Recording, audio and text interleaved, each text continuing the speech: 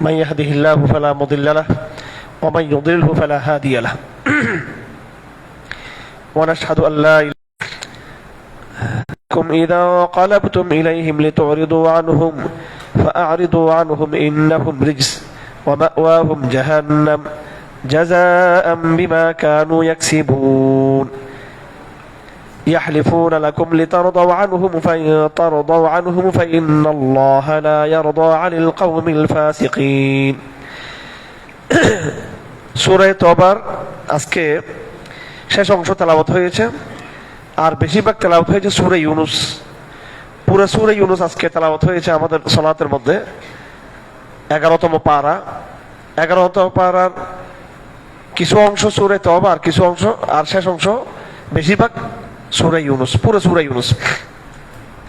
তো সূরা তওবার গুরুত্বপূর্ণ আলোচ্য বিষয় মৌলিকভাবে 1 নম্বর, মুশরিকদের সাথে ঐতিহাসিক যেই প্রেক্ষাপট তৈরি হয়েছিল, সেই প্রেক্ষাপটের ভিত্তিতে তাদের সাথে আনুষ্ঠানিকভাবে তাদের সাথে চুক্তির সমাপ্তি ঘোষণা মুশরিকদের সাথে।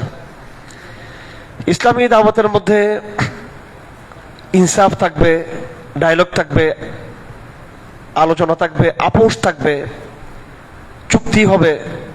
কিন্তু যখন কাফিরদের পক্ষ থেকে এটা বারবার লঙ্ঘন করা হবে, তখন একটা পর্যায়ে আনুষ্ঠানিকভাবে সে চুক্তি থেকে ইসলাম নিজেকে প্রত্যাহার করে নেবে। তো চূড়ান্তভাবে মুশরিকদের বিরুদ্ধে জাজিরাতুল আরবে এই বিধান আল্লাহ পাক আসছে যে তাদের সাথে সম্পর্ক রাখা যাবে না। সমগ্র জাজিরাতুল আরব থেকে মুশরিকদেরকে বের হতে বলা হয়েছে, এবং রাসূলুল্লাহ সাল্লাল্লাহু আলাইহি ওয়াসাল্লাম তো শেষে এটাই বলেছেন, শুধু মক্কা মদিনা, শুধু এই পবিত্র, শুধু এই অঞ্চল না, একদম পুরা আখরাজুল ইয়াহুদ ওয়ান নাসারা মিন জাজিরাতিল আরব। তো তারপরে এরপরে আসছে ইহুদি খ্রিস্টানদের কিছু আলোচনা আসছে প্রসঙ্গত, যেটা ধারাবাহিক অন্যান্য সূরার মধ্যে আসছিল। তারপরে যেটা বিস্তারিত আলোচনা যেটা আসছে সেটা হলো মুনাফিকদের সম্পর্কে। আমরা জানি এই মুনাফিকদের আলোচনাগুলো প্রায় কোরআনে কারীমে আসছে কোনো না কোনো জিহাদকে কেন্দ্র করে। আপনি দেখবেন সূরা আল ইমরানে উহুদ যুদ্ধকে কেন্দ্র করে মুনাফিকদের আলোচনা আসছে। সূরা আহজাবে দেখবেন ওখানে আলোচনা আসছে মুনাফিকদের, সেটা খন্দক যুদ্ধকে কেন্দ্র করে, আহজাব যুদ্ধকে কেন্দ্র করে। সূরা তওবাতে মুনাফিকদের আলোচনা আসছে, এটা তবুক যুদ্ধকে কেন্দ্র করে। জিহাদ এমন একটা জিনিস যেটার মাধ্যমে মুনাফিকদের রোগ ধরা পড়ে। আজকে আমরা এমন একটা বিশ্ব পরিস্থিতিতে আমরা সময় কাটাচ্ছি, আজকে আমরা এই পুরো শতাব্দী, এই শতাব্দী এতটা সেন্সিটিভ হয়ে গেছে। এই সেন্সিটিভিটি, এই স্পর্শকাতরতা, এটা আমি বারবার বলছি, এটা কাফেরদের চক্রান্তের কারণে নয়, এটা বরং মুসলমানদের ঘরের মধ্যেই ভিতর থেকেই যে মুনাফিক হিপোক্রেট ভণ্ড যে একটা গোষ্ঠী তৈরি হয়ে গেছে, কেউ তো ইচ্ছাকৃতভাবে আর কেউ অবচৈতনিকভাবে। তা নেফাক হচ্ছে এটা আমাদের ইন্টারনাল সমস্যা। তো আজকের জন্য এটা খুব প্রাসঙ্গিক। এবং দেখবেন এই মুসলিম সমাজের বেশি হেডেক যেটা, এই তথাকথিত হিপোক্রেট মুসলিম সমাজ, যারা মুনাফিক মুসলিম সমাজ, তাদের আপত্তি, তাদের ব্লেম, তাদের মানে অনখানকার যে জায়গাটা, সেটা হলো জিহাদকে কেন্দ্র করে। জিহাদকে কেন্দ্র করে মানে আপনি জিহাদ করতেছেন না, কিন্তু জিহাদকে একটু ভালোবাসেন, এই জন্য তারা আপনাকে জঙ্গি বানিয়ে ফেলতেছেন। তো জঙ্গিবাদ যে বিষয়টা আমাদের দেশে বহুদিন ধরে চলতেছে, আপনারা দেখুন, আমি একটু চ্যালেঞ্জ দিয়ে বলতে চাই আমি এই গোয়েন্দা সংস্থাকে এবং এই বাহিনীগুলোকে, এই নির্বাচনকে কেন্দ্র করে বাংলাদেশে কি পরিমাণ বিপুল অস্ত্র উদ্ধার হয়েছে কিনা, কত শত পিস্তল উদ্ধার হইলো, দামি পিস্তল উদ্ধার হলো, কত বুলেট উদ্ধার হলো। কোনো আওয়াজ আছে এগুলার? কোনো আওয়াজ আছে? সবগুলো জামিনে বের হয়ে যাবে, সবগুলো জামিনে বের হয়ে যাবে। এটা আমি আর্মি এই অভিযানে যুক্ত ছিল, ওদেরকে জিজ্ঞেস করেন কি পরিমাণ অস্ত্র তারা উদ্ধার করছে সমগ্র বাংলাদেশে। স্বাভাবিক, এদের কোনো ছবিকে মনে রাখবে না। এবং এগুলো এই র্যাবকে মেরে ফেললো এখানে কিছুদিন আগে, এক র্যাব কর্মকর্তা। এই ঘটনা এখন কারো মনে আছে এখন এই ঘটনা? যেহেতু পলিটিক্যাল অ্যাঙ্গেল থেকে হয়েছে, এটা কোনো ব্যাপারে না।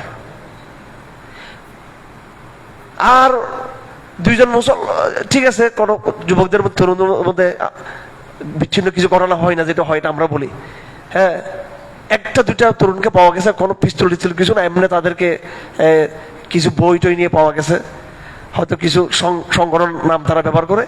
এটা বছরকে বছর, 10 বছর, 15 বছর, 20 বছর কারাগারে। একটা লিফলেট, একটা বই, 20 বছর কারাগারে। তো যাই হোক, পুরো কোরআনে করিম, এটা রমজান মাস, রমজান মাস, পুরো কোরআনে করিমের ভিউটা কি, যে এক একটা জিহাদের ঘটনাকে কেন্দ্র করে, উহুদ যুদ্ধকে কেন্দ্র করে আল্লাহ পাক মুনাফিকদের মুখ উন্মোচিত করেছেন সূরা আলে ইমরানে। এইভাবে আল্লাহ পাক সুবহানাহু ওয়া তাআলা এই সূরা তওবা, যেটা এখন আমরা পড়তেছি, সূরা তওবার বেশিরভাগ আলাপ মুনাফিকদেরকে নিয়ে। মুনাফিকদের নামাজের সমালোচনা আল্লাহ পাক করেছেন, যে তারা নামাজের মধ্যে অলসতা করে, তারা মিথ্যা কথা বলে, তারা ওয়াদা ভঙ্গ করে। কিন্তু মুনাফিকদের সবচেয়ে বড় ত্রুটি, যেটা দীর্ঘ আলাপ হয়েছে কোরআন কারীমে, সেটা হলো তারা জিহাদের ব্যাপারে তাদের অ্যালার্জি, তাদের জিহাদের বিষয়ে, জিহাদের সময় তাদের মুখোশ উন্মোচিত হয়ে যায়। তো কোরআন কারীমের বড় বড় আলাপ। তারপরে সূরা আহজাব, এরপরে সূরাতুল মুনাফিকুন, যেটা পুরো সূরাটাই নাম হচ্ছে, সূরার নামে হচ্ছে আল মুনাফিকুন, সূরার নামটা হচ্ছে আল মুনাফিকুন। এটাও কিন্তু একটা যুদ্ধের, গজওয়ায়ে বনিল মুস্তালাক, এই যুদ্ধের কাহিনী। তো আজকে ইতিহাস রিপিট করতেছে সেই পুরাতন সেই নেফাক, জিহাদকে কেন্দ্র করে, জিহাদের চেতনা কেন্দ্র করে আজকে সারা বিশ্বে মুসলিম সমাজের ভিতর থেকে এই নেফাক ভেসে আসতেছে একেবারে। কথা ঠিক কিনা? তো কোরআন মিলতেছে কিনা বাস্তবতার সাথে? কোরআন মিলে যাচ্ছে। এটা এখানে কোনো গোপন আলাপের কিছু নাই এখানে, এটা একদম প্রকাশ্য কথা। এটা রমজান মাস, কোরআন আমাদের সামনে আছে, এবং মুনাফিকও হচ্ছে মুসলমানদের সাথে, ইসলামের সাথে। এটা শুধু শাসক গোষ্ঠীর কথা বলে লাভ নেই, শাসক গোষ্ঠীর কথা বলে লাভ নেই। এটা সামাজিক সুশীল এলিট, আমলা এবং মূলধারার আলেমদের একটা অংশ পুরোপুরি মুনাফিকের সাথে যুক্ত আছে প্রত্যেকটা দেশে। সৌদি আরব বলি, পাকিস্তান বলি, বাংলাদেশ বলি, এটা মিশর বলি। এই যে দেখুন মিশরের কথা আমি কেন বলছি, মিশরে এতগুলো ওলামায়ে কেরাম, এতগুলো আলেম ইখওয়ান মুসলিমের তারা বন্দী আছে, অথচ দেখবেন আর নূর, হিজবুন নূর, সালাফি ধারার যেটা, ওরা পুরাই সিজির সাথে তারা দরহম বরহম তাদের আছে।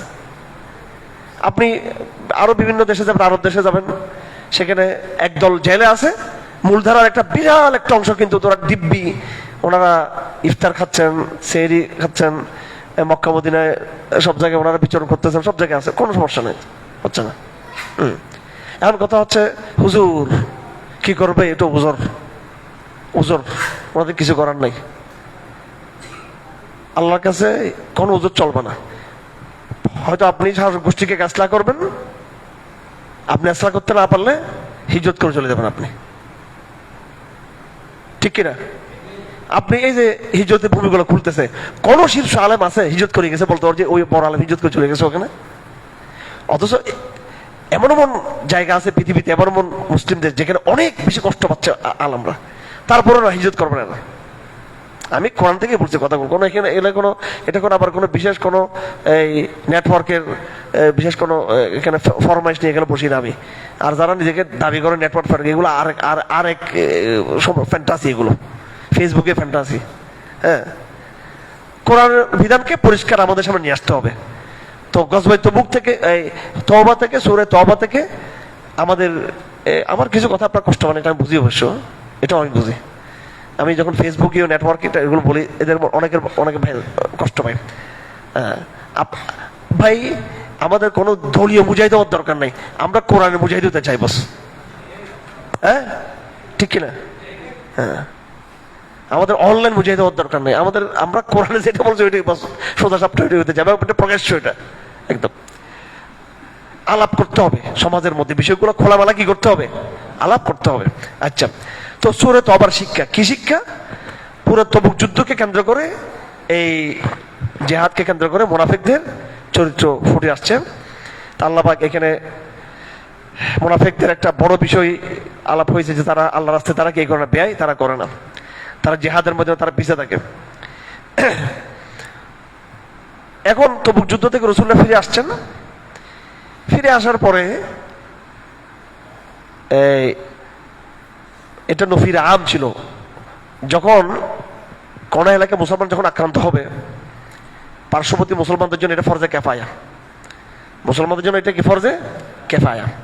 কিন্তু ইমাম যখন ডাক দিবেন, নফির আম করবেন, মহা ডাক যখন দিবেন জাতির উদ্দেশ্যে সবাইকে নামতে বলবেন, নফির আম বলা হয়, তখন সবার জন্য জিহাদ ফরজ হয়ে যাবে। কিরকম ফরজ? নামাজ যেরকম ফরজ, রোজা যেমন ফরজ, জিহাদ এরকম ফরজ, যেখানে নামাজ এবং রোজার মধ্যে জিহাদের মধ্যে আর কোনো কি থাকবে, পার্থক্য থাকবে না।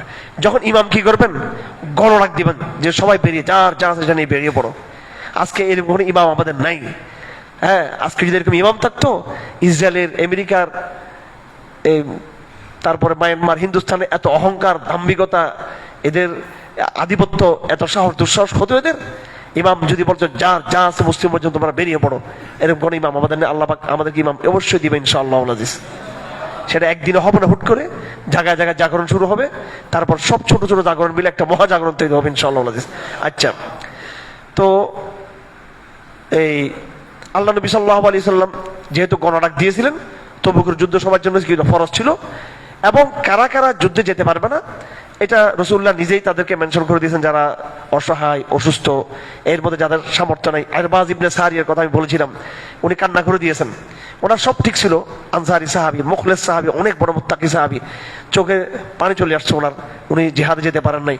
আল্লাহ পাক তার চোখের পানিকে কবুল করে, শুধু তার চোখের পানির উপর আল্লাহ পাক সুবহানাহু ওয়া তাআলা একটা আয়াত নাযিল করে ফেলছেন কোরআন শরীফে। হ্যাঁ, চোখের পানির উপর। তো আমাদের চোখের মজলুমদের জন্য আমাদের চোখের পানি আসা দূরের কথা, উল্টা আমরা জঙ্গি জঙ্গি বলে দেখে আমরা কি করি, তিরস্কার করি। আচ্ছা, যাক, এবার যুদ্ধ শেষ হলো। যুদ্ধ শেষ হওয়ার পরে রাসূলুল্লাহ মদিনায় চলে আসছেন। এবার নতুন স্বরূপে মুনাফিকরা, হ্যাঁ, আগে তো এতক্ষণ বলছে তারা যুদ্ধ করে নাই, এ করে সে করে নাই, তাদের রাস্তায় মাল ব্যয় করে নাই, ওয়াদা ভঙ্গ করছে মুনাফিকদের বিষয়। এখন হচ্ছে রাসূলুল্লাহ যুদ্ধ তবুক থেকে যখন ফিরে আসছেন, এবার তাদের চরিত্র, মুনাফিকরা কি করলো, রাসূলুল্লাহর কাছে এসে মিথ্যা কথা বলে বলে পার পেয়ে গেছে। রাসূলুল্লাহ তো সব বুঝেন, সব বুঝেন, কারণ উনি আল্লাহ পাকের পক্ষ থেকে ওহী প্রাপ্ত, আর যেটা ওহী আসতো না সেটা ওনার ইমানি নূর এবং হিকমত দিয়ে উনি বুঝতে পারতেন। আর সাধারণভাবে তো মানুষের তো কিছু কমন সেন্স থাকে, কে 2 নম্বর কে 1 নম্বর, এটা আমরাও বুঝি, আপনারা বুঝেন ভালো মতো এটা। তো রাসূলুল্লাহ সাল্লাল্লাহু আলাইহি সাল্লাম মানবীয় গুণের থেকেও সাইকোলজিক গাম্ভীর্য থেকে তিনি বুঝছেন কে মুনাফিক, আর আল্লাহ পাকের ওহী তো আছেই। তো রাসূলুল্লাহ মুনাফিকদের কিছু বলেন, ঠিক আছে, আচ্ছা ঠিক আছে ঠিক আছে, হুজুর আমার এটা ছিল, হুজুর আমার ওইটা ছিল, হুজুর আমি একদম খুব তৈরি ছিলাম, আমার এটা আমি যেতে, এক একটা ওজোর দেখে চলে গেছেন। আল্লাহ পাক এদের ব্যাপার বলতেছেন, কুল্লা তা'তাযিরু লান নু'মিনা লাকুম ক্বাদ নাব্বা'নাল্লাহু মিন আখবারিকুম ওয়া সায়ারাল্লাহু আমালাকুম ওয়া রাসূলুহু সুম্মা তুরাদ্দুনা ইলা আলিমিল গায়বি ওয়াশ শাহাদা সায়াহলিফুনা বিল্লাহি লাকুম ইযা ইনকালাবতুম ইলাইহিম লিতুরিদু আনহুম ফাআরিদু আনহুম ইন্নাহুম রিজস। আল্লাহ বলতেছে এই সমস্ত মুনাফিকরা কসম খেয়ে বলবে, আল্লাহর কসম আমার বউ অসুস্থ ছিল, আল্লাহর কসম আমার পেটে ব্যথা ছিল, আল্লাহর কসম আমি যেতে যাওয়ার ইচ্ছা ছিল কিন্তু আমার এটা হয়েছে, সেটা কসম খাবে। মুনাফিকরা মিথ্যা কসম খায় বেশি। আল্লাহ বলছে এটা হচ্ছে নাপাক। ইয়াহলিফুনা লাকুম লিতারদাউ আনহুম, মুনাফিকরা কসম খাবে যেন আপনি তাদের উপর সন্তুষ্ট হয়ে যান। আল্লাহ বলেন তুমি তাদের উপর সন্তুষ্ট হলো, আমি আল্লাহ তাদের উপর আমি কেউ আবার সন্তুষ্ট হব না আমি। তারপরে যারা বেদুইন, আরব, যারা গ্রামে যারা বসবাস করতো, শহরের লোকরা তো কিছু ভদ্র ছিল, সভ্য ছিল, কিন্তু গ্রামীণ সমাজে যারা আছে, আল্লাহ বলতেছেন এই বেদুইনদের মধ্যে কঠিন, এদের মধ্যে নেফাকের অবস্থান ছিল, এবং তারা অপেক্ষা করতো এই মদিনার মক্কার আরবরা কোন সময় ইসলামের উপর বিপদ আসে। আবার আরবদের মধ্যে ইমানদারও ছিল। আল্লাহ পাক এখানে এই ক্ষেত্রে আল্লাহ পাক বেদুইন যারা সমাজের লোক ছিল তাদের মধ্যে এক দল ছিল মুনাফিক, এক দল ছিল মুত্তাকি, ইমানদার। আল্লাহ পাক মুনাফিকদের আলাপের পরে এবার সাহাবাদের আলোচনা করতেছেন, ওয়াস-সাবিকুনাল আউয়ালুনা মিনাল মুহাজিরিন ওয়াল আনসার ওয়াল্লাযীনা তাবাউহুম বিইহসান রাদিয়াল্লাহু আনহুম ওয়া রাদু আনহু, যারা প্রথম পর্বের মুহাজির, প্রথম পর্বের আনসার, এবং এরপর তাদেরকে অনুসরণ যারা করেছে, সাবিকিন আউয়ালিন মুহাজিরদের মধ্যে এবং আনসারদের মধ্যে সাহাবিকিনা ওয়ালিন, এরপরে তাদেরকে যারা কি করেছে, অনুসরণ করেছে, আল্লাহ পাক তাদেরকে সার্টিফিকেট দিয়েছেন জান্নাতের, যে রাদিয়াল্লাহু আনহুম ওয়া রাদু আনহু ওয়া আ'আদ্দা লাহুম জান্নাত, তাদের জন্য কি জান্নাতের সুসংবাদ, না জান্নাতের সার্টিফাই করছেন, সুসংবাদ তো 10 জনের জন্য, এটা হচ্ছে সার্টিফাই যে তারা জান্নাতের ঠিকানায় তারা যাবে। এর মধ্যে আরেক দল আছে, এরা মুনাফিক না, মুনাফিক এরা কি করছে, এরা সত্য সত্য কথা স্বীকার করছে রাসূলুল্লাহর কাছে, শুধু স্বীকার করে নাই। আয়াত নাম্বার 103, 102, 103, তারা প্রত্যেকে মসজিদের খুঁড়ি দিয়ে এসে নিজেকে বেঁধে ফেলছে, এভাবে হ্যান্ডকাপ লাগাই রশি দিয়ে বেঁধে ফেলছে নিজেকে। কেমন একদম বলছে, আমরা খুঁড়ি দিয়ে নিজেকে বেঁধে দিলাম, যতক্ষণ আমাদের তওবা কবুল হবে না ততক্ষণ আমরা এই খুঁটির সাথে নিজেকে বেঁধে রাখছি, আমরা এখান থেকে মুক্ত হব না, আমরা মরে যাবো এই শেষ পর্যন্ত, এই অবস্থা আমাদের মৃত্যু হয়ে যাবে, আমরা জীবন বছরকে বছর মাসকে মাস আমরা এইভাবে থাকবো যতক্ষণ না আমাদের তওবা কবুল না হবে। আর যদি আমাদের এইভাবে যদি লেখা থাকে যে আমরা মৃত্যুবরণ করবো এইভাবে আমরা মৃত্যুবরণ করবো, সুবহানাল্লাহু আকবার। সাহাবা কেমন তওবা, এই জন্য এটা নাম দিয়ে সূরা তওবা, এটা সূরার নাম। এটা বারা মুশরিকদের ক্ষেত্রে, যেটা প্রথম ঘটনা সূরা তওবার প্রথম অংশ, আর যেটা মূল বড় অংশ এটা হচ্ছে সূরা তওবা। বড় তাৎপর্যপূর্ণ যে মুনাফিকরা তওবা করতে পারে না। তাকওয়া মানে কি? তাকওয়া মানে যে গুনাহ করবো না তা না, তাকওয়া মানে হলো যে গুনাহ হবে কিন্তু কি তওবা। আজকে আপনাদেরকে আমি লিখিয়েছিলাম যে জানি না আমি আপনাদেরকে লিখেছিলাম কিনা, আমি মহিলাদের ক্লাস ছিল যে অর্থাৎ অনলাইনে কোন একটা ক্লাস আমি আজকে বলেছি যে তাকওয়ার ইয়ের মধ্যে, তাকওয়া মুত্তাকিদের গুণাবলীর মধ্যে একটা আছে, যারা এই গুনাহ করবে না তা না, গুনাহ করার সঙ্গে সঙ্গে তারা তওবা করবে। সাহাবাদের মধ্যে এই গুণ, এই সিফাতটা ছিল। সাহাবায়ে কেরাম আমাদের চেয়ে বেশি মর্যাদাশীল এই ক্ষেত্রে নয় যে তারা গুনাহই করে, তারা কি ফেরেশতা নাকি? সাহাবায়ে কেরামদের মধ্যে কিছু সমস্যা হতো, কিন্তু আমাদের সাথে তাদের পার্থক্য হলো আমরা গুনাহকে ড্যাম কেয়ার, খুব খেয়াল করবেন। আমাদের কাছে খুব মানে এই জন্য একজন তারাবি বললো না, এই দেখেন না 8 টাকা পরে কেউ দূরতে চলে যায়, এখান থেকে কেউ চলে যায়, এরা কিভাবে বেড়ে যায়, মনে হয় যেন এরা রাত 1টা থেকে মনে হয় বাদ শুরু করবে এরা ঘরে গিয়ে। 8 টাকা তারাবি ভরে কেউ সাহাবি হয়, 8 টাকা তারাবি ভরে কেউ মুনাফিক হয় আবার, ঠিক আছে? 8 টাকার যদি এটা কোয়ালিফাইড 8 টাকা হয়, ঠিক আছে? ওই আরব দেশে যখন আমরা যাই, আমি তো এই আপনার হজ উমরা তো অল্প সময় ছিলাম এবার, কিন্তু আমি আগে তো প্রচুর কিয়ামুল লাইল পেতাম, কাতারে দুবাইতে কিয়ামুল লাইল, ওখানে যে কিয়ামুল লাইল এরা ঠিক 8 টাকা পরে শুরু দিয়ে তারাবিতে 8 টাকা পরে, আবার শেষটা থেকে তারা কি পরে আবার একটা থেকে তারা কি করে ওদিকে আবার 8 টাকা পরে, আবার কিয়ামুল লাইলের ওদিকে আবার 8 টাকা জমাতের সাথে পড়ে। সেখানে অবশ্য কিয়ামুল লাইলে জমাত নাই, যাই হোক ওদিকে আবার 8 টাকা তারা পড়ে। কি 8 টাকা, হ্যাঁ, এক রাকাত এক পাড়ার মতো, 1 রাকাত 1 পাড়া, 1 রাকাত আধা পাড়া। তো এইরকম 8 টাকা তুলে জায়গা সমস্যা নেই, আমার কোনো আপত্তি নেই। এখান থেকে 8 টাকা পরে যান, 8 টাকা পরে গিয়ে হ্যাঁ তারপরে রাত 1টা-1:30 থেকে কিয়ামুল লাইল শুরু করেন এবার, তো এর কোনো সমস্যা নেই। তো নামাজের মধ্যে গাফলতি এটা একটা বড় সমস্যা, এটা কথা প্রসঙ্গ আসছে এখানে। তো সাহাবাদের সাথে আমাদের পার্থক্য কি? সাহাবায়ে কেরাম যে তাদের মধ্যে যে গুনাহ হতো না তা না। দেখুন জেনার ঘটনা, মায়ের আস্তেমের ঘটনা, কিভাবে নিজেকে পেশ করছে। রাসূলুল্লাহ বলছে না না না তুমি কোনো জেনা, ও বলছে না, বারবার ঘুরে ঘুরে বলছে আমি জেনা করছি। তো নিজের গায়ের উপরে পাথরের বৃষ্টির মতো পাথর তিনি গায়ের উপর নিয়ে শহীদ হয়ে গেছেন। এমনকি তিনি সাহাবাদের একটা ঘটনা আছে যে একটা পর্যায়ে ব্যথা সহ্য করতে পালাচ্ছিলেন, ওই সময় একজন পিছন থেকে বড় একটা হাত ওনাকে মেরে দিয়েছে। রাসূলুল্লাহ খুব দুঃখ পেয়েছেন যে কেন পর থেকে তাকে কেন এটা নিক্ষেপ করা হলো, এটা সে তো চলে গিয়েছিল। আবার ইসলাম আইনের মধ্যে আছে জেনার শাস্তি পাথর নিক্ষেপ করে সহ্য করতে হবে, কেউ পালিয়ে গেলে তাকে কিন্তু আর কেউ মারতে পারবে না, কিন্তু তাকে হারাম যখন সে চলে যাবে কোন থেকে। এটার মানে হচ্ছে অর্থাৎ সে যে আকরার যেটা করেছে ইসলামী আইনে যে স্বীকারোক্তি দিয়েছে এটাকে সে উগ্র করেছে, এটা ধরা হবে, তাকে আর স্টোন করা যাবে না, তাকে আর পাথর নিক্ষেপ করা যাবে না, এটা ইসলাম। তো সাহাবায়ে কেরাম এইভাবে আল্লাহু আকবার এরা কিভাবে যে নিজেকে তওবার মধ্যে নিয়ে আসছে। তো তবু কি যারা যেতে পারে নাই তারা নিজেকে মসজিদের খুঁটির সাথে তারা কি করলো, বেঁধে রাখলো।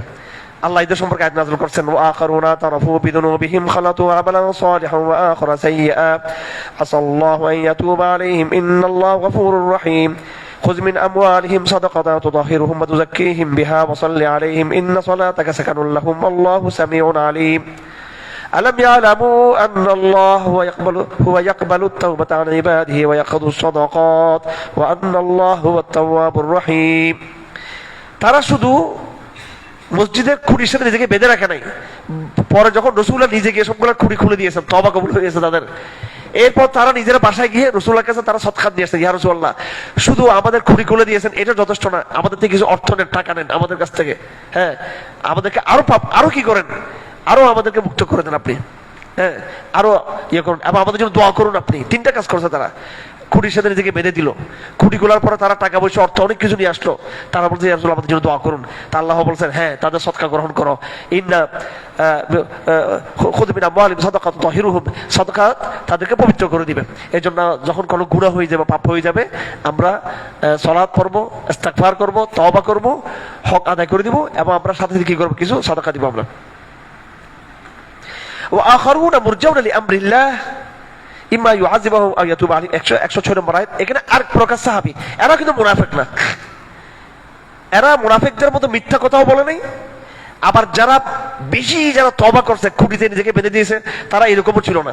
তারা রাসূলের কাছে গিয়ে বলছে ইয়া রাসূলুল্লাহ কোনো কাজ ছিল না, আমি যাইতে পারি নাই, আমার গাফলতি হয়েছে, আমি সরি রাসূলুল্লাহ, আমি আমার কোনো সমস্যা ছিল না, আমি ভুল করছি। আবার তারা অতি আবেগ থেকে তারা ওইটাও করে না, খুঁটির সাথে বাঁধে নাই। তো ওরা আবার মুনাফিকদের মতো খারাপও না, আবার যারা খুঁটির সাথে বাঁধছে এরা হচ্ছে তওবার মধ্যে একবার উপর, ওইরকমও না। তা আল্লাহ পাক তাদের কথা বলেছেন, তাদের তওবার কথা বলেছেন। এক্ষেত্রে তিনজনের কথা আসবে এখানে, একটু পর আসতেছে সেটা। এর মধ্যে মাঝখানে আসছে মসজিদে জারারের কথা। মসজিদে জারার তবুক যুদ্ধ থেকে রাসূলুল্লাহ ফিরার পথে, রাসূল যখন ফিরে আসছেন ওই সময়ে মুনাফিকরা আরেকটা চক্রান্ত করলো। মসজিদে জারার তবুক যুদ্ধের পরে কিন্তু মসজিদে জারার নির্মাণ করা হয়। আল্লাহ পাক এখানে কয়েকটা শব্দ বলছে, দারার ক্ষতি করা, কুফরান আল্লাহর অবাধ্যতা করা, তাফরিকা বাইনাল মুমিনিন মুসলমানদের মধ্যে বিভক্তি তৈরি করা, ইরসাদান লিমান হারাবাল্লাহ ওয়া রাসূলুহু এবং ঘাপটি মেরে থাকা কাফেরদের জন্য ঘাঁটি করছে এটা। অর্থাৎ ওখানে গিয়ে একজন পাদ্রী ছিল, সে দাবি করতো তার সাথে রোম সম্রাটের সাথে তার সম্পর্ক আছে, খ্রিস্টানদেরকে তারা জায়গা দিত, অমুসলিমদেরকে জায়গা দিত, তারা মুসলিম দাবি করেও তারা অমুসলিমদেরকে জায়গা দেয়। এটা হচ্ছে বর্তমান যুগের যে সমস্ত মুসলিম দেশগুলোতে যারা মুসলিম হইও, মুসলিম দাবি করেও বিদেশি বিভিন্ন শক্তির সাথে আঘাত করে মুসলমানদের যারা ক্ষতি করতে যায়, ইরসাদান লিমান হারাবাল্লাহ ওয়া রাসূলুহু, আল্লাহ রাসূলের সাথে যারা কি করে লড়াই করে, তাদেরকে তারা কি দেয় এখানে, হ্যাঁ স্থান দেয়। এরপর তারা আবার কসম খেয়ে বলে না আমাদের তো এটা ভালো অভ্যাস, আমরা কৌশলের কারণে করতেছি, আমাদের এটা বিরাট ইয়ে, ওয়ালা ইয়াহলিফুন্না ইন আরাদনাল হুসনা, আমরা ভালো উদ্দেশ্য করছি। আল্লাহ নবী বলেন লা তাকুম ফি আবাদান, খবরদার এখানে দাঁড়াবে না। এটা হচ্ছে মসজিদ জারার, এটা কুফর, হ্যাঁ এটা কুফর।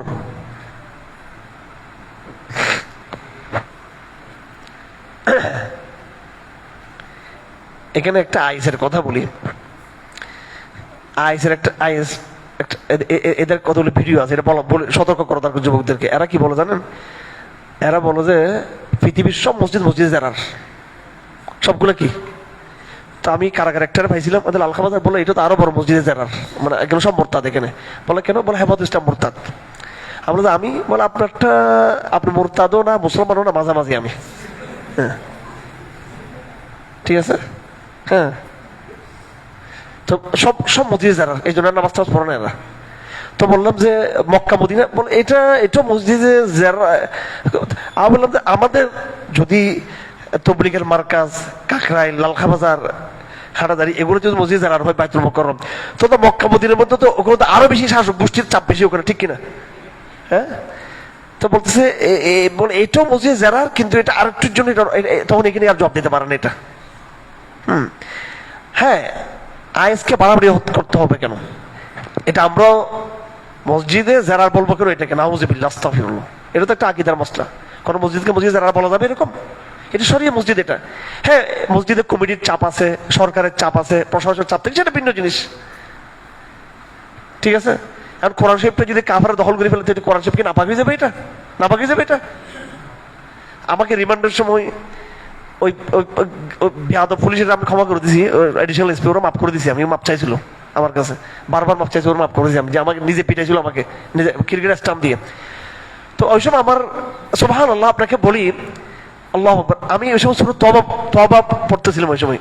মানে আমি যখন মার খাচ্ছিলাম তখন আমার কোরআনে করিমের যে তেলাওয়াতের অংশটুকু ছিল সূরা তওবা ছিল তখন, মানে পড়তে পড়তে কোরআন খতম দিতে গিয়ে আমার তখন সূরা তওবা ছিল আমার গিয়ে, ওই সূরা তওবা পড়া অবস্থায় মারটা খাইছি আমি। আজকে আপনাদের সামনে সূরা তওবা তাফসীর করতেছি, আর ওই ওই জালেম যে আমার করেছে সে এখন একবার ভয়ে কুপকাত হয়ে গেছে। এখন তুমি বিএনপি আসছে সব দিকে লাভ নেই, এখানে আবার মামলা সব অনেকগুলো মামলা আছে, যে কোনো মামলা আমি আবার দিয়ে ফেলতে পারি, কিন্তু যেহেতু ক্ষমা চেয়েছে আর কি করবো, আমরা প্রতিশোধ নিব না, ঠিক আছে। কিন্তু আপনারা তো প্রতিশোধ পার্টি, আপনারা কি পার্টি? তরুণরা প্রতিশোধ পার্টি, ঠিক কিনা? জিহাদের জজবার নাম দিয়ে প্রতিশোধ নেওয়া, মুজাহিদ মানে যারা ক্ষমা করতে পারে, মুজাহিদ মানে যারা কি করতে পারে, ক্ষমা করতে পারে। মুজাহিদ জালেমের হাতও ভাঙিয়ে দিতে পারে, মুজাহিদ আবার কি করতে পারে, ক্ষমা করতে পারে। ক্ষমা করতে পারে, এটা বড় একটা। আমাদেরকে আমার সহকর্মীরা বলে যে মানে আমরা তারা একটু কঠিন হইতে বলে, আমরা আমার আল্লাহ পাক ঠিক মতো চালাচ্ছে, আমি যেখানে কঠিন সেখানে কঠিন হবো। তো যাই হোক, ক্ষমা করে দিছি। তো সে কনসেপ্টটা নিয়ে ফেলছে আমার মারার সময়। হ্যাঁ, তো কনসেপ্টটা নিয়ে কত বড় তারা দেখেন, মানে কোরআন কনসেপ্টটা নিয়ে রাখছে আলমারির পরে। মানে আমাকে এটা নিয়ে খুব তিরস্কার করছে, কোরআন শিব কেন আমার ইয়েতে আছে। আর মানে কোরআনটা দেখার পরে তারা কিন্তু শ্রদ্ধা আমাকে সম্মানটা করে নাই, দেখেন করে নাই। যাই হোক, তো কোরআনটা একবারে আমার এখন দৃশ্যটা মনে হয়, কোরআন শিবটা তাকাইছিল মনে আমার দিকে এরকম। তো পরে আমি কারাগার থেকে আমার ছোট মেয়ে ওর কাছে হাতিয়ে পাঠাইছি, সারা জীবন যেন কোরআন যেন রাখে। এখন এই যে আলমরা যে কোরআন শিবটা যে ক্যাপচার করে ফেলছিল, এটাতে কোরআন শিব কি নাপাক হয়ে যাবে এটা? হ্যাঁ, না পাকো। তো এরা যে বলে যে আইস যে বলে সবগুলা পৃথিবীর সব মসজিদে যারার কথাটা কি নয়, ঠিক না এটা? আচ্ছা যাক, তো ওই মসজিদে যারার বিকল্প আল্লাহ পাক বলেছেন এর বিপক্ষে মসজিদে কোবার কথা আল্লাহ পাক বলেছেন। কেউ কেউ বলছে এটা মসজিদের নববীর কথা। আফামান আসাসা বুনিয়ানাহু আলা তাকওয়া মিনাল্লাহ লা মাসজিদুন উসিসা আলা তাকওয়া মিন আউওয়ালি ইয়াউমিন হাক্কান তাকুমা ফিহি রিজালুন ইউহিব্বুনা ইয়াতাহহারু। মসজিদে যারারের বিকল্প তার বিপরীত আল্লাহ পাক মসজিদে নববীর কথা বলেছেন। আর কোন কোন রাবায়াতে মসজিদে কোবা, মসজিদে কোবার হবারটা বেশি এখানে দুই দিকে রাবায়াত আছে, দুই দিকে রাবায়াত আছে এখানে।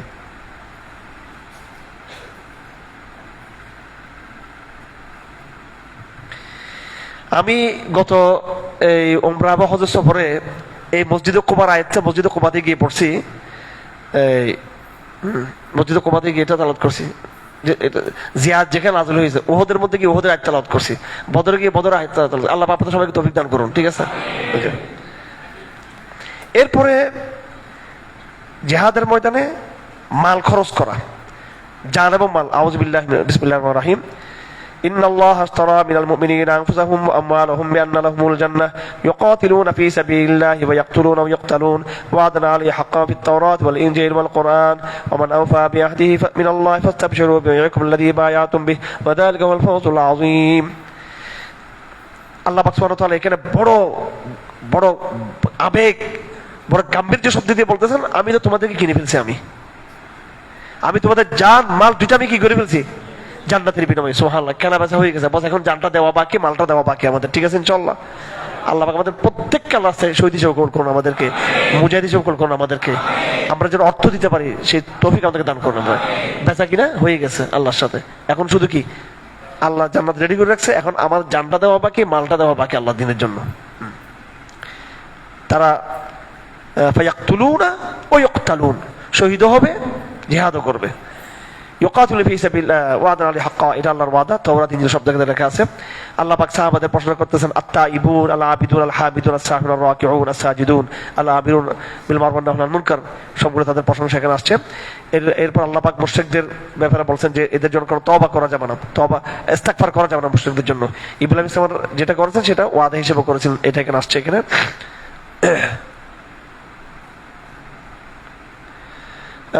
এই কথা মুশরিকদের জন্য তওবা করা যাবে না। আল্লাহ রাসূল আবু তালেবের ব্যাপারে কি করতে চেয়েছিলেন,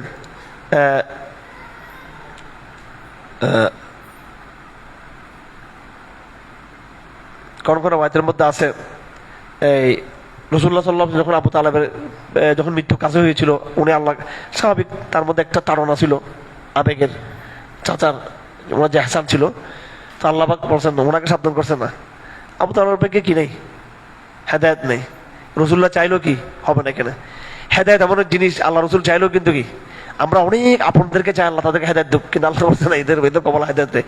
আবার কিছু শত্রু দুশ্মন আছে আমাদেরকে, আল্লাহ এদেরকে হেদায়েত দিলে আমার কিছু করার আছে এখানে? রসুল্লাহর সাথে হয়েছে এটা।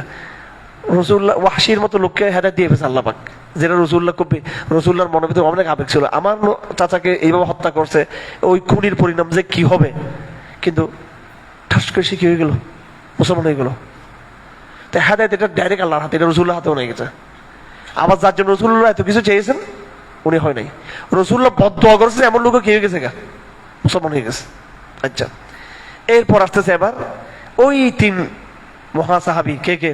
কাব বিন মালেক, কাব বিন আশরাফ নাকি, কাব বিন মালেক, সাহাবি সাহাবি সাহাবি যুদ্ধ তবুকের ময়দান থেকে যারা কি ছিল, পিছিয়ে ছিল, কিন্তু আল্লাহ পাক কিন্তু তওবা কবুল করেছে। কাব বিন মালেক, হেলাল বিন উমাইয়া, মারারা বিন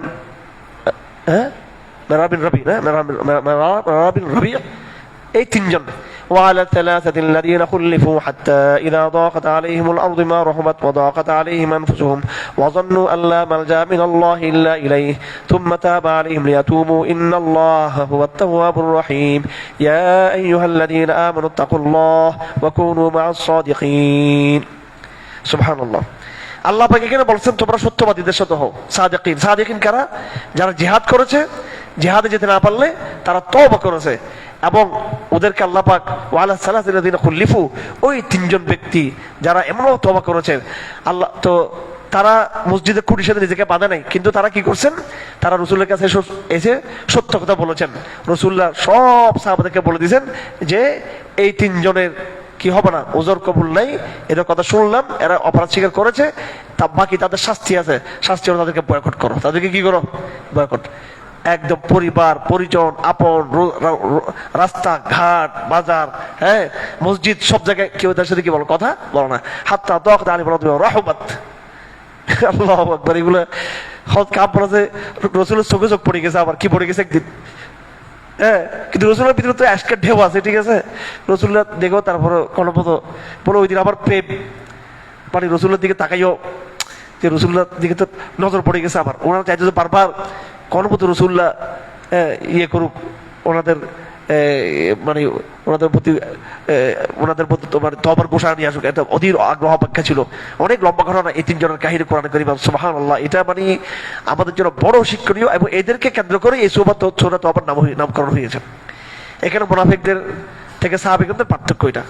মুনাফিকরা যেমন জিহাদে যায় নাই, সাহাবাদেরও একটা অংশ বড়, তারা কি একটা অংশ তারা জিহাদে তারা যায়নি, কিন্তু উভয়ের জিহাদে না যাওয়াটা কি আছে অনেক, কি বেশ কম। ওই যে গতকালকে বলছে আর বাজিবরা সারি, চোখের পানি চলে আসছে, যেতে পারে নাই, খুঁড়িতে লাগিয়ে দিচ্ছে, যেতে পারে নাই, বয়কটের শিকার হয়েছে। হ্যাঁ, মুনাফিক হলো কারা? মুনাফিক হলো যাবে না, উল্টা আরো এটাকে কি মিথ্যা কথা বলবে, এবং এটার বিরুদ্ধে তারা কনস্পাইরেসি করবে।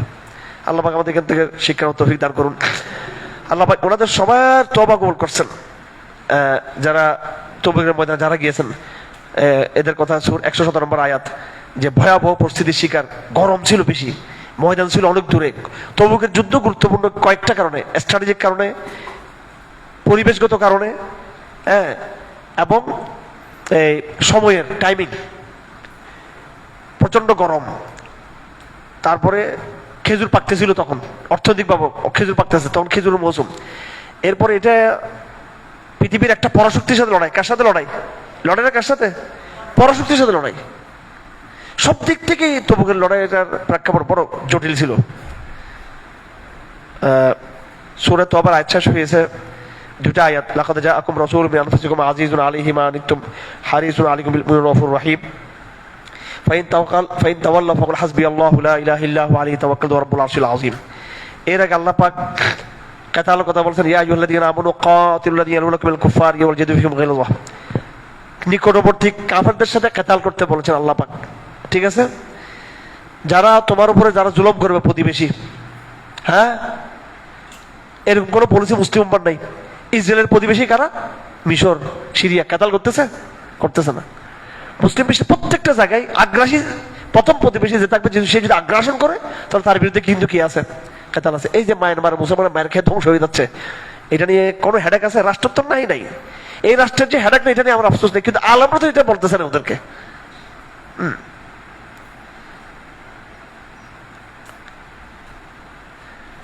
তো যাই হোক, ইসলামের সাথে বড় বেইমানি হয়ে যাচ্ছে রাষ্ট্রের পক্ষ থেকে এবং মূলধারার ইসলামপন্থীর পক্ষ থেকে। আল্লাহ পাক প্রজন্মের ভিতর থেকে আল্লাহ পাক একটা কাফেলা তৈরি করে দিকে, এটা ছাড়া আর কোনো আশা নেই। আপনারা যারা আছেন, আমাদের আশার শেষ ঠিকানা হলেন আপনারা, এই প্রজন্ম। আমি লাইভে বলে দিচ্ছি, এটা স্পষ্ট, এই প্রজন্ম। নাহলে ইসলামকে, এই যে কোরআনে পরিষ্কার লেখা আছে, এগুলো জুলুম না ইনসাফি, ধ্বংস হয়ে যাচ্ছে ইসলাম উম্মাহ। না কোনো রাষ্ট্র এগিয়ে আসতেছে এখানে, না অথরিটি এগিয়ে আসতেছে এখানে রাষ্ট্রের কোনো দেশ, না যারা মূলধারার আলেম তারা আজকে এগিয়ে আসতেছে। তালেবানরা মার খাচ্ছে, পাকিস্তান আলেমরা তামাশা দেখতেছে।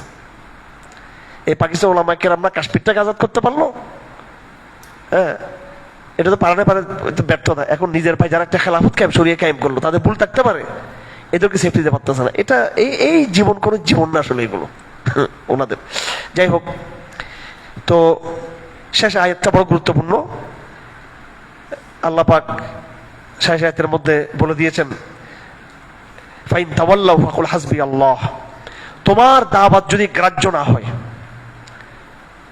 সমাজ জনগণ তোমার দাওয়াত যদি গ্রহণ না করে, দায়ীদের কিন্তু ব্যর্থতা নেই। খুব কেয়ারফুল, খুব শুনবেন। আপনারা অনেক সময় হতাশ হয়ে যান যে আমার কথা তো কেউ নেয়। আমার কথা কি, এই হতাশ আমার মধ্যে অনেক, এই যে জমাবদ্ধতা, এমারা, এই কথা ইসলামপন্থীদেরকে বুঝতে পারতেছি না আমরা, পারতেছি? এবং তথাকথিত কিছু গ্লোবাল জিহাদিস্ট, এরাও এটা নিয়ে কথা তুলে, এটা নিয়ে, অথচ এটা মাকামে স্থানীয় বিষয়।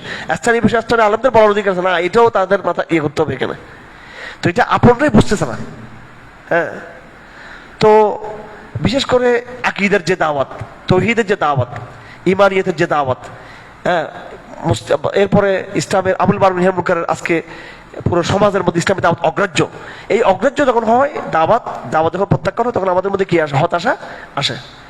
কি আসে? হতাশা আসে। তো হতাশ হওয়ার কোনো কিছু নাই।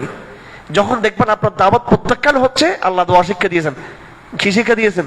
দাওয়াত হাসবি আল্লাহু লা ইলাহা ইল্লাহু আলাইহি তাওয়াক্কালতু ওয়া রাব্বুল আরশিল আযীম। এই দোয়াটা ওই দায়ী, যে দায়ীর দাওয়াত কি হয় নাই, হালে পানি পায় নাই, হালে কি পাচ্ছে না, পানি পাচ্ছে না, তখন ওই দায়ী যখন এই দোয়াটা পড়বে, তখন কিছু যাদেরকে দাওয়াত দিয়েছে এদের খবর আছে তখন।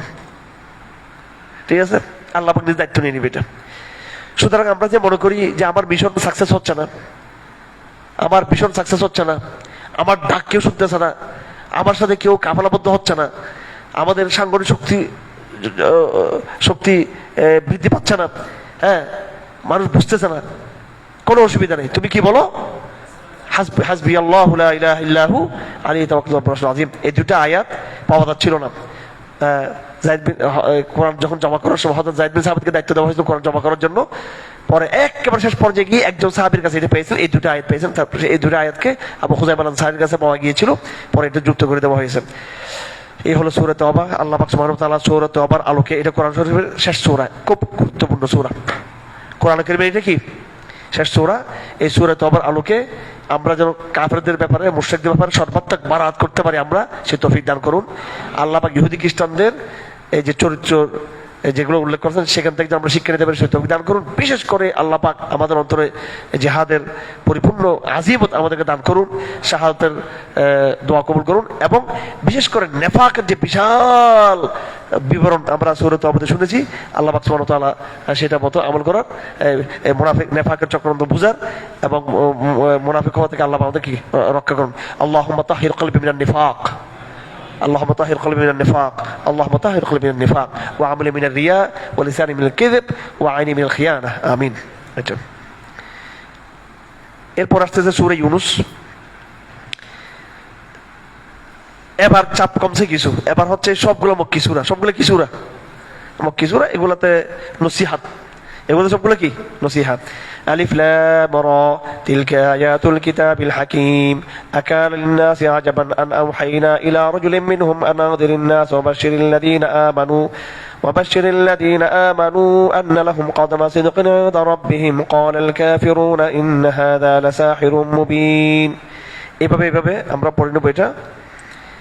إليه مرجعكم جميعا وعد الله حقا إنه يبدأ الخلق ثم يعيده ليجزي الذين آمنوا وعملوا الصالحات بالقسط। আয়াত নম্বর 4। যারা বলে কিয়ামত হবে না, কিয়ামত হবে না, কিয়ামত হবে না, হ্যাঁ, তাদের ব্যাপারে একটা আল্লাহ পাক দার্শনিক জবাব দিয়েছেন, কিয়ামত হবে না কেন? ভাই কিয়ামত যদি না হয় তাহলে জীবনটা ব্যর্থতা কিনা? কারণ এই যে এই জগতে মানব সভ্যতার ইতিহাসে কত মানুষ মজলুম হয়েছে কিনা? তো তাদের লাইফটা কি হলো? অকল্যাণকর, অকল্যাণকর। আজকে যারা বলে যে কিয়ামতকে তারা বিশ্বাস করে না, কিয়ামতকে বিশ্বাস করাটা কি দার্শনিকতা নাকি বিশ্বাস না করাটা দার্শনিকতা? বিশ্বাস করাটা। আল্লাহ বলছেন কিয়ামত হবে যেন আমি ইনসাফের সাথে বদলা দিতে পারি। কিয়ামত যদি না হয় তাহলে মজলুমরা কি পাইল না? ইনসাফ পেল না। সুতরাং যারা নাস্তিক এরা মানবতাবাদী না, এরা মানবতা বিরোধী। নাস্তিকদের বক্তব্য অনুযায়ী কিয়ামত হবে না, তার মানে মানুষ ইনসাফ পাবে না। আল্লাহ পাক কোরআন শুরু করেছেন তিলকা আয়াতুল কিতাবিল হাকিম, প্রজ্ঞাময় কিতাবের আয়াত নিদর্শন। আকাল লিন্নাসি আজাবান আন আওহাইনা ইলা রাজুলিন মিনহুম। মক্কার কুরাইশরা অহংকার এটা ঈমান আনতে পারে নাই। তারা অবাক হয়ে গেছে যে একজন মানুষের কাছে আমি কেন এত বড় কিতাব নাজিল করেছি। হ্যাঁ, আপনি যারা ঈমানদার তাদেরকে কি করেন? জান্নাতের সুসংবাদ দেন, সততার কি তাদেরকে সুসংবাদ দান করুন। কাফেররা বলে এটা হচ্ছে জাদু। আল্লাহ পাক এই জমিনকে সৃষ্টি করেছেন এবং আসমানকে সৃষ্টি করেছেন 6 দিনের মধ্যে। সুম্মা ইস্তাওয়া আল আরশ, তারপর আল্লাহ পাক আরশে কি করেছেন? ইস্তাওয়া করেছেন। ইস্তাওয়া আল আরশ এটা কোরআন কারীমের কয়েক জায়গায় আসছে। কি আসছে? কয়েক জায়গায়। এই জায়গায় যতগুলো এই জাতীয় যতগুলো আয়াত আছে আল্লাহ পাক ইস্তাওয়া করা, তো এগুলো আল্লাহ পাকের সিফাত। এটাকে আমরা ইস্তাওয়াকে বিশ্বাস করি। আল্লাহ পাকের হাত আছে এটাকে আমরা বিশ্বাস করি। হ্যাঁ, ইয়াদুল্লাহ ফাওকা আইদিহিম, আমরা আয়াতগুলোকে আমরা বিশ্বাস করি। আয়াতগুলোকে আমরা বিশ্বাস করি, সবগুলো যেভাবে আছে আমরা বিশ্বাস করি। কিন্তু তার কোনো ব্যাখ্যা আমরা কি করবো না? তাওয়িল ব্যাখ্যা করবো না। আমরা কি করবো? সালাফের মাযহাব ছিল কি করা? তাফউইজ করা। কি করা? তাফউইজ করা। তাফউইজ অর্থাৎ এটার অর্থ হচ্ছে আল্লাহ পাক ভালো জানেন। হ্যাঁ, ইমাম মালিক রাহমাতুল্লাহ বলেছেন আল ইস্তিওয়াউ মালুম ওয়াল কাইফু মাজহুল। তার কাইফিয়ত এটা আমরা জানি না। আল্লাহ পাক ইস্তাওয়া করেছেন, কিন্তু তার আরশে ইস্তাওয়া করা আর আমাদের চেহারা বসা কি একরকম নাকি? একরকম নয়। তো সিফাতের ক্ষেত্রে আমরা এটা মনে রাখবো, আল্লাহ পাকের সিফাত কার সিফাতের মতো নয়, মখলুকের সিফাতের মতো নয়। ইউদাব্বিরুল আমর, আল্লাহ পাক আরশে বসে কি করতেছেন? সমস্ত বিষয়গুলো আল্লাহ পাক কি করতেছেন? পরিচালনা করতেছেন। শুধু আল্লাহর কাজ হচ্ছে শুধু এই যে বঙ্গোপসাগরের ঢেউ, রাতটাকে অন্ধকার করা, দিনটাকে আলোকিত করা। আর রাজনীতি এটা হচ্ছে শয়তানদের কাজ। এটা নাকি রাজনীতি? উপর দিয়ে ট্রাম্প খেলতেছে, মোদি খেলতেছে, নেতানিয়াহু খেলতেছে, বাংলাদেশের আপনারা খেলতেছে, অমুকে খেলতেছে রাজনীতি, কিন্তু মূল খেলা কিন্তু আল্লাহর শেষ কাল। ঠিক না বেঠিক? এই যে এখন মিজাইল মারামারি শুরু হয়ে গেছে, এখন ইরান হামলা করতেছে, এটা মনে করতেছে এটা ট্রাম্প, কিন্তু এটা আল্লাহর ফাঁদে পড়ে গেছে, আসলে বুঝতেছে না বেচারা। হ্যাঁ, প্রত্যেকে ইরান তো সমস্যা থাকলেও তারপরেও তো এটা ওদের কনস্পাইরেসি। এই জায়গায় আমরা অবশ্যই ইসরায়েলের বিরুদ্ধে আমরা, কিন্তু এরা সবাই মিলে কিন্তু কার ফাঁদে পড়ে গেছে এটা? হ্যাঁ, আপনারা করতেছেন, আমেরিকা করতেছেন, সবগুলো এটা হচ্ছে শয়তানের। কিন্তু এই শয়তানকে আল্লাহ পাকে এটা জুগিরা, তার সামনে আল্লাহ পাকে এটা এই চক্রান্ত এইভাবে করার জন্য আল্লাহ পাক তার সামনে এটা মানে আল্লাহর ফাদরি দিয়ে সে আগাচ্ছে। এটা আলটিমেটলি এইসবের পরিণাম তাদের জন্য কি হবে? খারাপ হবে। এটার রাজনীতির মূল পরিচালককে আল্লাহ।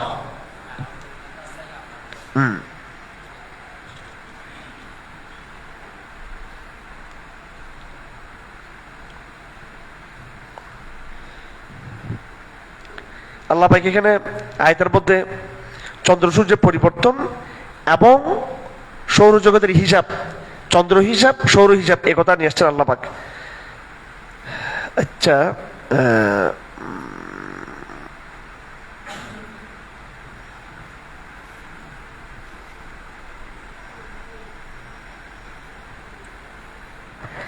আমি নিজস্ব একটা গবেষণা করে দেখছি, হক কোন কি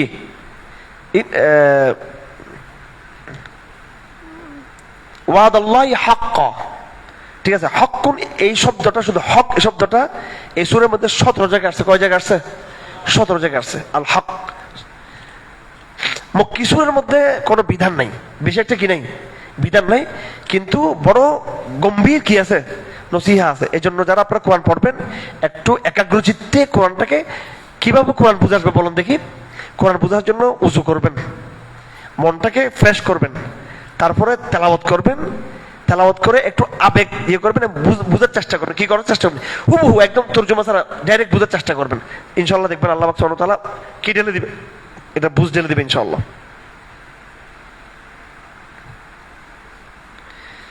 7 নম্বর আয়াত, ইন্নাল্লাযীনা লা ইয়ারজুনা লিকাআনা ওয়া রাদু বিল হায়াতিদ দুনিয়া ওয়া তামান্নু বিহা ওয়াল্লাযীনা হুম আন আয়াতিনা গাফিলুন।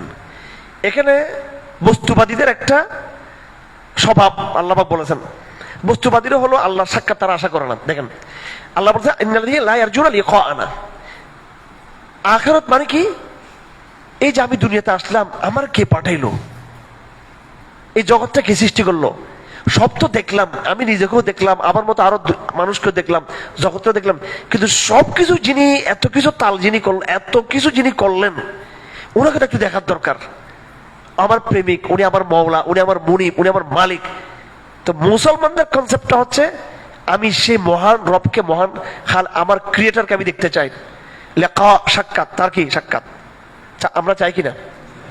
আমাদের জীবন মৃত্যুর কনসেপ্ট হচ্ছে কি, মৃত্যু মানে হলো আমি ওনার সাথে সাক্ষাতে যাব। মৃত্যু মানে কি? সাক্ষাতে যাবো ইনশাল্লাহ। ঠিক আছে, এই জন্য মৃত্যুটাকে আমরা সহজ করে নেবো। ঠিক আছে, একটু মৃত্যুর মোটিভেশন, মৃত্যুর উপর কোর্স হওয়া দরকার। কেমনে কেমনে মরবো আমরা, এটা নিয়ে কি হওয়া দরকার? ঠিক আছে, মেন্টাল একটা, এটা নিয়ে একটা মানসিক কোর্স হওয়া দরকার, মানসিক কোর্স। আমি কোর্সটা করে দিচ্ছি এখন 1 মিনিটের মধ্যে। সবাই একটু ভাবেন তো, মৃত্যু ভয় লাগতেছে না? অবশ্যই ভয় লাগে, স্বাভাবিক। এবার একটু কল্পনা করেন, যেই রবের জন্য এতগুলো সিজদা করলাম, করছি কিনা? যেই রবের জন্য জঙ্গি জঙ্গি গালি খাইলাম, ঠিক কিনা? যেই রবের পক্ষে ধারণা খান নাই নাকি? যে রবের জন্য রোজা রাখলাম, কষ্ট পাইলাম, একটু দেখতে কি দেখ রবটা কেমন, একটু দেখবো ইনশাল্লাহ। ঠিক আছে, আমার রব মারবে কেন আমাকে? আমার রবের আমার আশা আছে না? আবার মারতে পারে, উল্টো উল্টো করি কিনা, ভয়ও থাকবে। আবার ভয় আশা দুইটা নিয়ে আমরা মৃত্যুটাকে প্রেমের চিঠি মনে করবো ইনশাআল্লাহ আজিজ।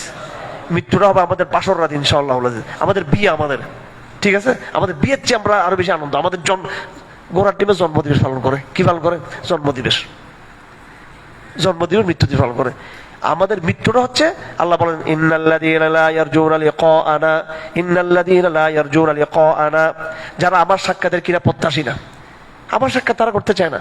তো আমরা কেন মৃত্যুকে ভয় করলে কি আল্লাহর সাক্ষাৎ আশা করতে পারবো? ওয়ারাদু বিল হায়াতিদ দুনিয়া ওয়া তামান্নু বিহা, দুনিয়ার জীবন নিয়ে যারা সন্তুষ্ট হবে তারা স্থির হয়ে গেছে। ওয়াল্লাযীনা হুম আন আয়াতিনা গাফিলুন, তারা আমার নির্দেশন থেকে গাফেল। সুতরাং মুসলমানের মৃত্যুর কনসেপ্ট আর কাফেরদের কনসেপ্ট এক নয়।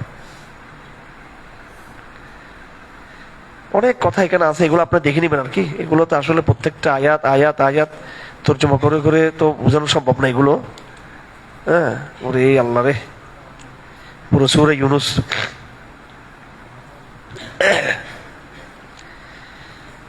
আল্লাহু আকবার। আয়াত নম্বর 12 আল্লাহ বলতেছে, কষ্ট পেলে আমরা স্বীকার করে, আর যখন কষ্ট দূর হয়ে যায় তখন কি যেন সে কোনো কিসে ছিল না, কষ্টে ছিল না। আওয়ামী লীগের লোকগুলো এখন সুবহানাল্লাহ সুবহানাল্লাহ সুবহানাল্লাহ সব দরবেশ হয়ে গেছে গা। ঠিক আছে, সব দরবেশ ভিতরে, বাইরে আবার দেখবেন যে কি, আপনি বিএনপির ভাই, এরাও তো মাশাআল্লাহ, বিএনপির কথা বাদ দেন না ভাই, জমাদার হেফাজতের কথা বলি না, কারাগারে যে পরিমাণে এরা কি ছিল, সোজা হয়ে গেছিল। আমার বন্ধুর ইসলামপন্থীরা অন্তত শত শত শিবির আমার পিছিয়ে কি পড়ছে, তাহাজ্জুদের নামাজ পড়ছে ভাই।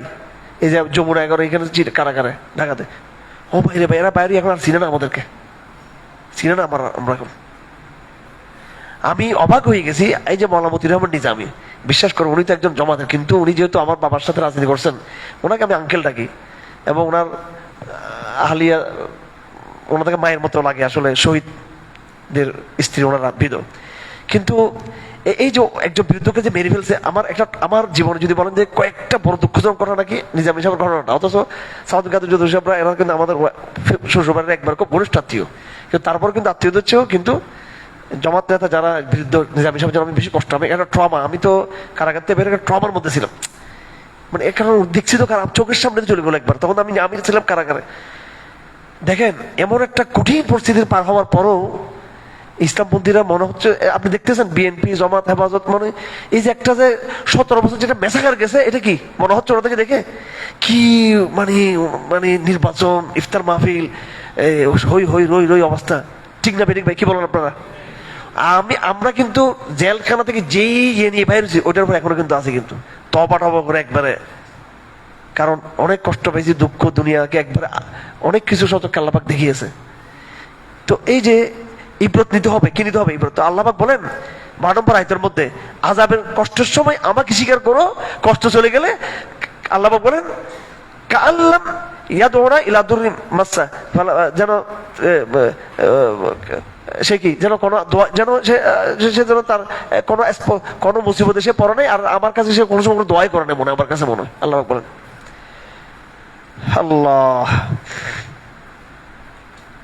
আল্লাহ পাক বলেন আয়াত নম্বর 13 এবং 14, একটু বুঝার চেষ্টা করেন, ক্লান্ত হবে না, একটু বুঝেন। আল্লাহ পাক বলেন হে নতুন প্রজন্ম, তোমাদের আগে অনেক প্রজন্মকে আমি ধ্বংস করছি। সুম্মা জাআলনাকুম খালাইফা, আমি বহু জাতিকে ধ্বংস করছি, আমি বহু জাতিকে একবারে ইতিহাস থেকে কি করে দিয়েছি, আমি মুছিয়ে দিয়েছি এদেরকে, একদম এদের অস্তিত্ব নেই আর। তোমাদেরকে এখন সুম্মা জাআলনাকুম খালাইফা, এরপর আমি নতুন এক প্রজন্ম নিয়ে আসছি। আল্লাহ পাক বলতেছেন আমরা হইলাম কি আল্লাহর নতুন প্রজন্ম, আল্লাহর কি নতুন প্রজন্ম। সুম্মা জাআলনাকুম খালাইফা, ওদের খলিফা মানে এদের পরবর্তী, আগের এরা সালাফ, সালাফ মানে শাব্দিক সালাফ, ওই সালফা সালিন না, পূর্বসূরি, এরা ছিল পূর্বসূরি, আমরা কি উত্তরসূরি। আচ্ছা,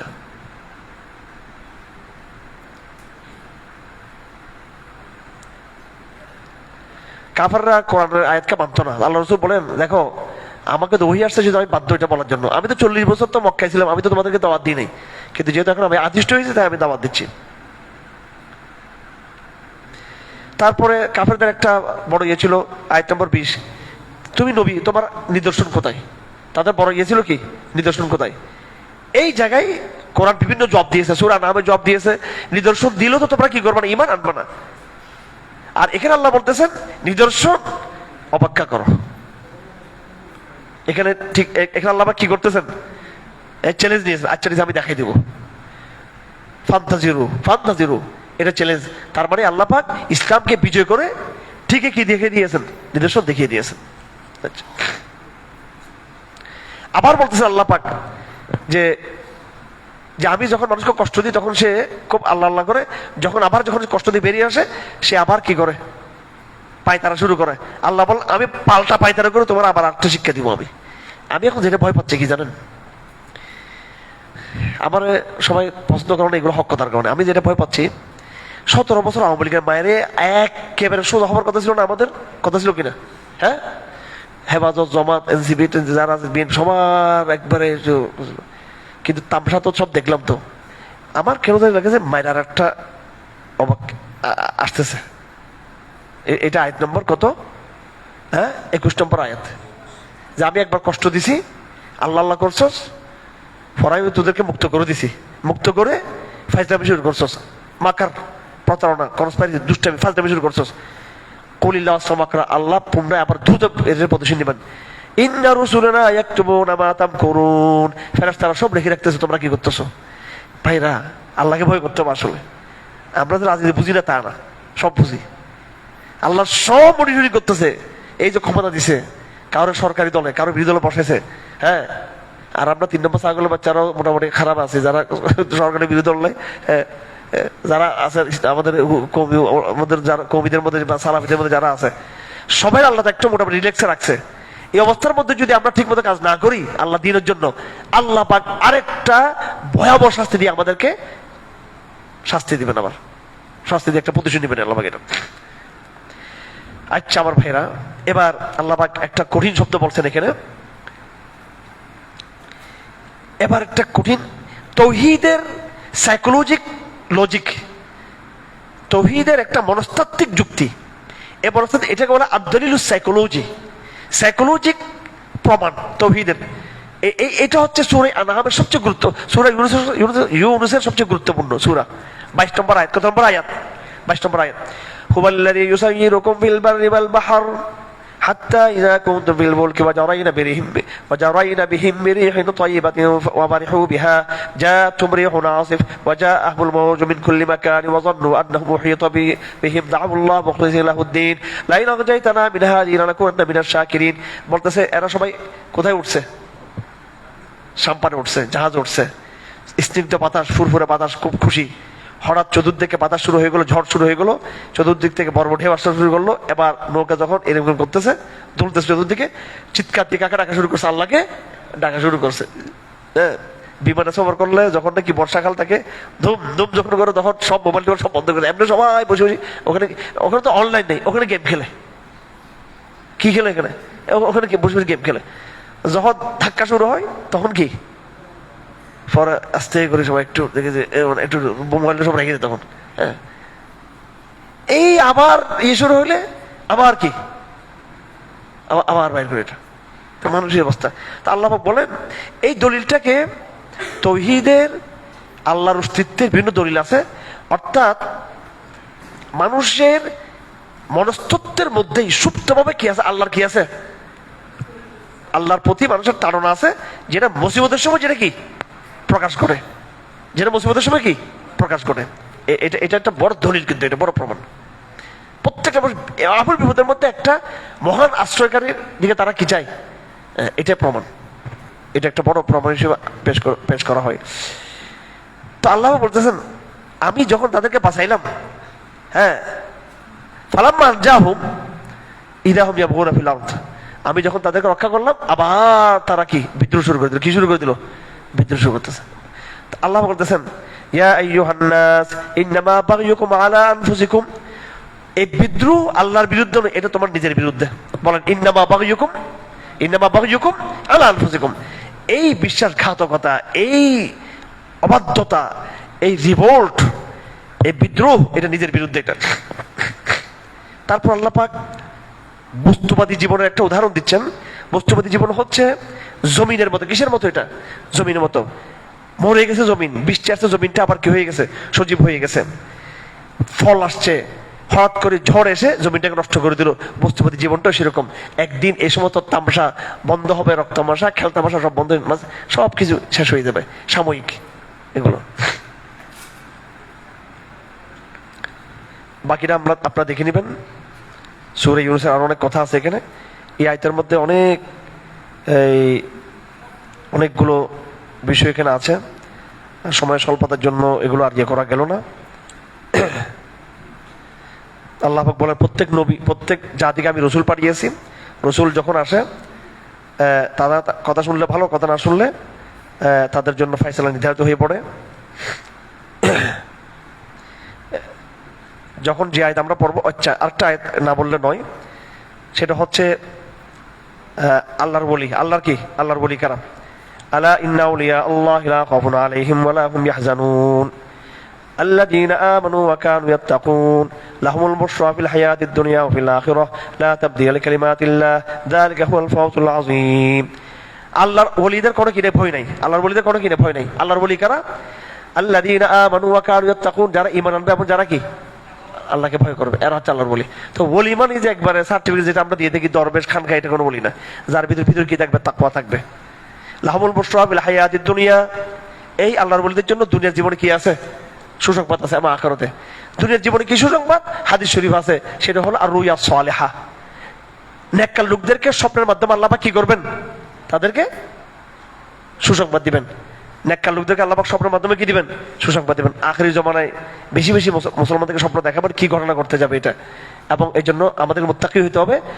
আমাদের আল্লাহ রাসূল বলেছেন যে নবুয়ত বন্ধ হয়ে গেছে, ওহী বন্ধ হয়ে গেছে, কিন্তু ওহীর কত ভাগের? 46 ভাগের 1 ভাগ কিন্তু কি আছে? ভাগের 46 ভাগের 1 ভাগ। কিভাবে 46 ভাগের 1 ভাগ? নবুয়তের জীবন কত ছিল? 23 বছর। নবুয়ত কত ছিল? 23 বছর। 23 বছর মধ্যে প্রথম 6 মাস আসছে কি? প্রথম 6 মাস স্বপ্ন। প্রথম 6 মাস কি ছিল? স্বপ্ন ছিল। প্রথম 6 মাস স্বপ্ন ছিল। তাহলে 6 মাস করলে 23 বছর কয়টা 6 মাস হয়? কয়টা? 46টা 6 মাস হয়। তো নবুয়তকে আল্লাহ রাসূল আল্লাহ নবী বলেছেন স্বপ্ন হলো ঈমানদারের জন্য নবুয়তের কি 46 ভাগের কি 1 ভাগ। এটা আমি স্বপ্ন দেখতেছি, ভালো স্বপ্ন, এটা নবুয়তের 46 ভাগের 1 ভাগ। আল্লাহ পাক বলেছেন এটা হচ্ছে মুসলমানদের জীবনের জন্য, এটা কি? এটা হচ্ছে তাদের জন্য সুসংবাদ। আল্লাহ পাক সুবহানাহু ওয়া তাআলা আমাদেরকে কোরআন কারীম ভালো করে বোঝার তৌফিক দান করুন। ওয়া মা আলাইনা ইল্লা বালাগ। এটা সূরা ইউনূস আসমার ঘটনা নিয়ে এই সূরা, এখানে অন্য নবীদের কাহিনী এখানে আছে। হযরত ইউনূসের ব্যাপারে আল্লাহ পাক সুবহানাহু ওয়া তাআলা যেটা বলেছেন, হযরত ইউনূস ওই রাগ করে চলে গেছিলেন, রাগ করে চলে, দাওয়াতের মধ্যে একটা আদর্শ, রাগ করে চলে যাওয়া যাবে না। উনি বলছেন তোমরা আমার কথা শুনলে গজব আসবে, পরে দেখি তো গজব আসতেছে না, পরে এখন আমি কৌমের কাছে যাবো কেমনে, রেবাতের মধ্যে বিভিন্ন ভাবে আছে। যাই হোক, দায়ীকে রাগ করে কি করা যাবে না, দায়ী রাগ করে তার এলাকা ছেড়ে চলে যেতে পারবে না। দাওয়াতের মধ্যে কোনো কিনে প্রতিশোধ নেই, রাগ নেই। তো রাগ করে চলে গেছেন, কোথায় পড়ে গেছেন তিনি? মাছের পেটে পড়ে গেছেন। এই ঘটনা এখানে আছে, মুসা ইসলামের কাহিনী আছে, অন্য নবীদের কাহিনী আছে এখানে। তো শেষ আয়াতটা একটু বলি, ওয়াত্তাবি মা ইউহা ইলাইকা ওয়াসবির, যে তুমি আল্লাহকে, আল্লাহ যা তোমাকে ওহী করেছেন সেটা তুমি অনুসরণ করো। ওয়াসবির, বলেন ওয়াসবির হাত্তা ইয়াহকুম আল্লাহ, তুমি ধৈর্য দান করো, ধৈর্য দান করো, ধৈর্য দান করো, তোমার পক্ষে ফয়সালা চলে আসবে ইনশাআল্লাহ। সুবহানাল্লাহি ওয়া বিহামদিহি আশহাদু আল্লা ইলাহা ইল্লা আনতা আস্তাগফিরুকা ওয়া আতুবু ইলাইক।